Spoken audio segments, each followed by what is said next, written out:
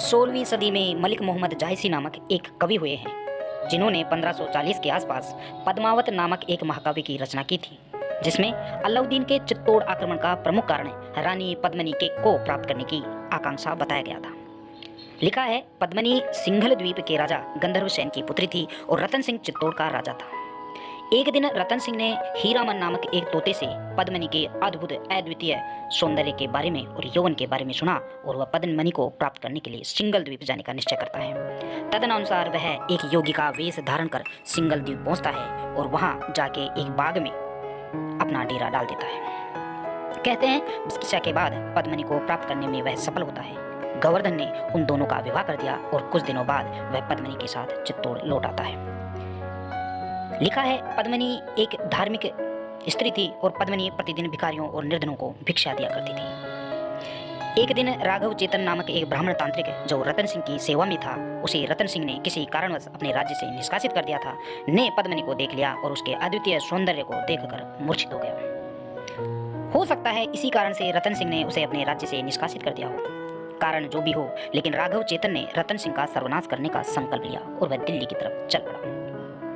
कुछ दिनों बाद उसे सुल्तान अलाउद्दीन के संपर्क में आने का अवसर मिला और उसने सुल्तान के सामने पद्मिनी के दिव्य अतुलनीय अद्वितीय सौंदर्य का यशोगान कर दिया। पद्मिनी के अद्वितीय सौंदर्य के यशोगान को सुनकर कामुक सुल्तान ने चित्तौड़ पर आक्रमण करने और पद्मिनी को प्राप्त करने का निश्चय किया। सुल्तान ने रतन सिंह के पास संदेश भिजवाया कि यदि वह सर्वनाश से बचना चाहता है तो रानी पद्मिनी को शाही हरम में भेज दे।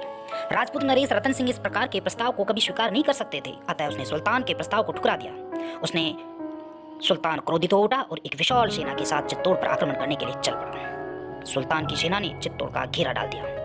कहते हैं, 8 वर्ष की घेराबंदी के बाद भी जब सुल्तान को सफलता नहीं मिली तो उसने अपनी मांग में कमी करते हुए रतन सिंह को एक संदेश भिजवाया। बोला, यदि दर्पण में पद्मिनी का प्रतिबिंब रतन सिंह दिखा दे तो वह सेना सहित वापस दिल्ली लौट जाएगा। रतन सिंह ने इस प्रस्ताव को भी अस्वीकार कर दिया, लेकिन बाद में स्वीकार किया और पद्मिनी का प्रतिबिंब देखने के बाद जब सुल्तान दुर्ग से वापस अपने शिविर को लौटने लगा तो शिष्टाचारवश रतन सिंह उसे विदा करने के लिए दुर्ग के द्वार तक आ जाते हैं। दुर्ग के द्वार पर सुल्तान को विदा करने के लिए आखिरी फाटक तक जैसे ही वे आए तो दुर्ग के फाटक पर सुल्तान को विदा कर रतन सिंह ने जो ही पीठ मोड़ी, सुल्तान के सैनिकों ने उसे धर दबोचा और बंदी बनाकर शाही शिविर में ले गए।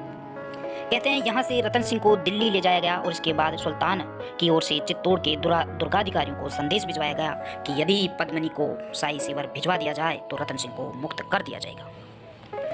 महारानी पद्मिनी को अपने विश्वस्त गुप्तचरों द्वारा यह समाचार भी मिलता है कि दिल्ली में उसके पति को गंभीर शारीरिक यातनाएं दी जा रही हैं। ऐसी स्थिति में पद्मिनी ने गोरा और बादल के साथ मिलकर एक योजना बनाई और तुरंत दिल्ली जाने को तैयार हो गई।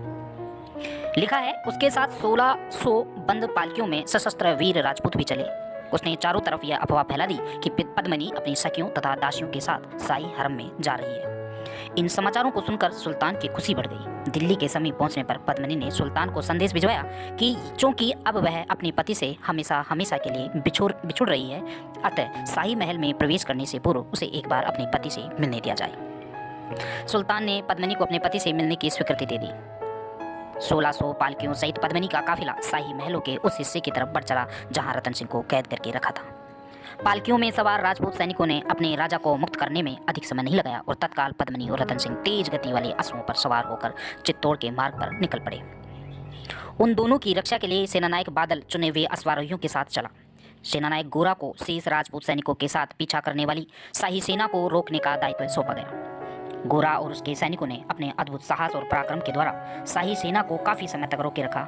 यद्यपि इस प्रयास में गोरा अपने अधिकांश साथियों सहित वीर गति को प्राप्त हुआ, परंतु रतन सिंह और पद्मिनी सकुशल चित्तौड़ पहुंच गई। चित्तौड़ पहुंचने के बाद रतन सिंह को कुंभलमेर के सरदार देवपाल के विश्वासघात का पता चला। रतन सिंह ने कुंभलमेर पर आक्रमण किया और इस अभियान के दौरान रतन सिंह बुरी तरह घायल हुआ। कुंभलमेर के रास्ते में ही उसकी मृत्यु हो गई और उसकी 2 पत्नियां पद्मिनी और नागमती उसके साथ सती हो गई। इस घटना के कुछ दिनों बाद अलाउद्दीन ने फिर से एक आक्रमण किया और सेना नायक बादल लड़ता हुआ इस अभियान में मारा गया। चित्तौड़ दुर्ग पर सुल्तान का एकाधिकार हो गया और यही है जायसी महाकाव्य का सारांश। हालांकि इस संबंध में डॉक्टर के.एस. लाल ने लिखा है कि जायसी की इस कथा ने उसके प्रेम, क्रीड़ा, साहस, विषाद और सुंदरता को संजोए गए हैं। शीघ्र ही जनसाधारण के मस्तिष्क में इस कहानी ने अपना स्थान कर लिया और यहाँ वहाँ हर जगह पद्मिनी की कथा कही और दोहराई जाने लगी। फारसी इतिहासकारों ने कल्पना और वास्तविकता के बीच कोई भेद करने की अधिक चिंता नहीं की और इसे ही सच्चा इतिहास मान लिया गया।